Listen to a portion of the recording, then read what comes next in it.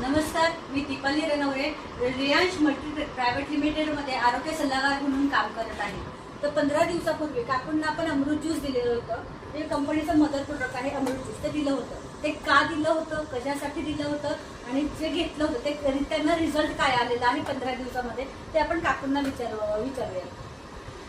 नमस्कार काकू.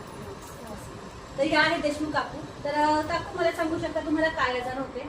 मला 25 वर्ष झालं चिक्करचा त्रास होता, थायरॉइडचा त्रास होता, हाताला मुंग्याचा त्रास होता.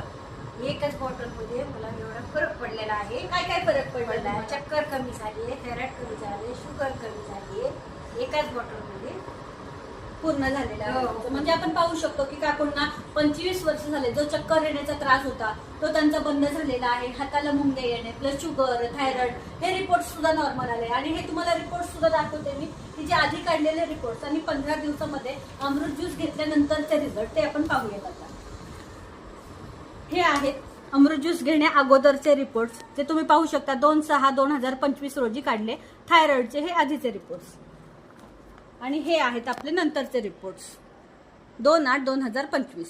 तर ह्याच्यामध्ये तुम्ही पाहू शकता की किती डिफरन्स आहे तेही 15 दिवसामध्ये. तर आता तुम्हाला शुगर लेवलचाही दाखवते. तुम्हाला शुगरचा रिपोर्ट हा आहे आपला अगोदरचा रिपोर्ट आहे. तुम्ही पाहू शकता की शुगर लेवल जेवणाच्या आधी आणि नंतर किती होती ती. हा आधीचा आहे आणि हा अमृत ज्यूस घेतल्यानंतर 15 दिवसानंतरचा हा रिपोर्ट आहे जेवणाच्या आधीची आणि नंतरची शुगर.